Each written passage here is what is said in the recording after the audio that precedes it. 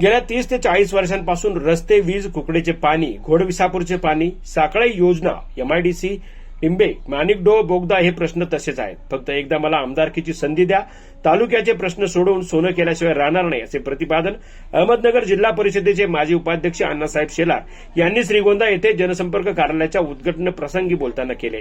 कार्यक्रमाच्या अध्यक्षस्थानी माजी नगराध्यक्ष एमडी शिंदे होते. श्रीगोंद्याचे ग्रामदैवत संत शेख महमद महाराज यांना शेरा अर्पण करत बाबा महाराज चाळक यांच्या हस्ते जनसंपर्क कार्यालयाचे उद्घाटन करण्यात आले. यावेळी शेलार बोलत होते. शिवसेनेचे उपनेते साजन पाचपुते बोलताना म्हणाले की कष्टाची लढाई फक्त अण्णासाहेब तुमच्यामुळे जिंकलोय. त्यामुळे भविष्यात ऋषिकेशला आणि मला एकच राजकारण करायचं असून ज्या ज्यावेळी ऋषिकेशला माझी गरज लागेल त्यावेळी त्याचा भाऊ म्हणून त्याच्या मागे खंबीरपणे उभा राहणार आहे.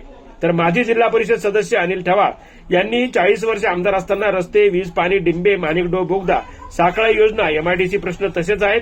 आतापर्यंत काय केलं असा सवाल आमदार पाचपुते यांचा नामोल्लेख टाळत केला आहे.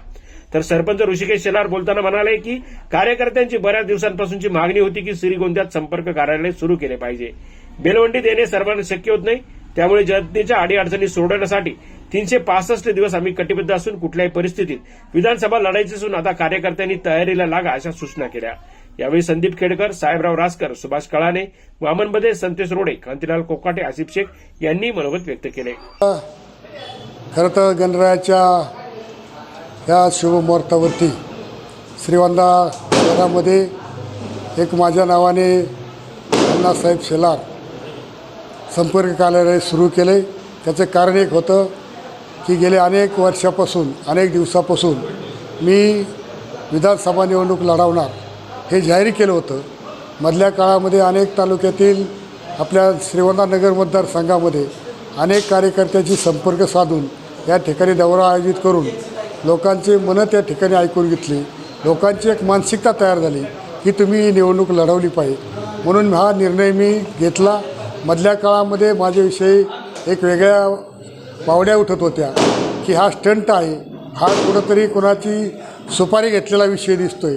परंतु माझी एक सर्व तालुक्यातील श्रीगोंदा आणि नगर मतदारसंघातील सर्व नेते कार्यकर्त्यांना हात जोडून विनंती, मी कुठाची कधी आयुष्यात सुपारी घेतलेली नाही, मी कधी सूडबुद्धीचं राजकारण केलं नाही.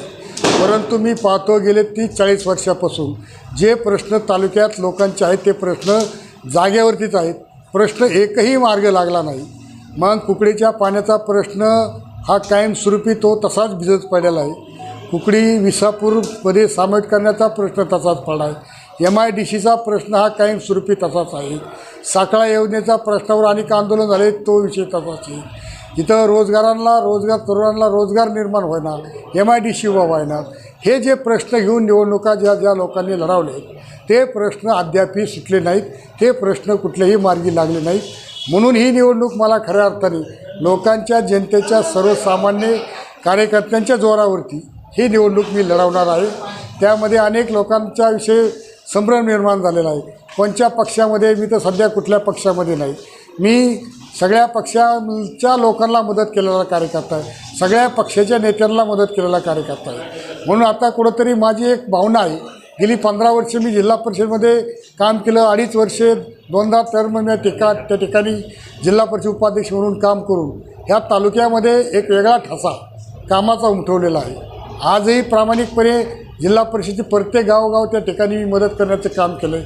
सर्वसामान्य जनतेमध्ये कायमस्वरूपी जाण्याचं काम केलेलं आहे. म्हणून ही निवडणूक मी खऱ्या अर्थाने लढवणार आहे. जी लोकांच्या मनात शंका होती, मी कुठंतरी थांबणार आहे, पुण्यात तरी काहीतरी होणार आहे, परंतु आजसुद्धा माझी इच्छा आहे की मी निवडून येऊ शकतो. ही सर्वसामान्य जनतेची या ठिकाणी अपेक्षा आहे आणि सर्वसामान्याच्या जनतेवरती, गोरगरीब तरुणांच्या जनतेवरती ही निवडणूक मी लढवणार आहे. जनजागर मराठीसाठी गणेश कांबळे, श्रीगोंदा.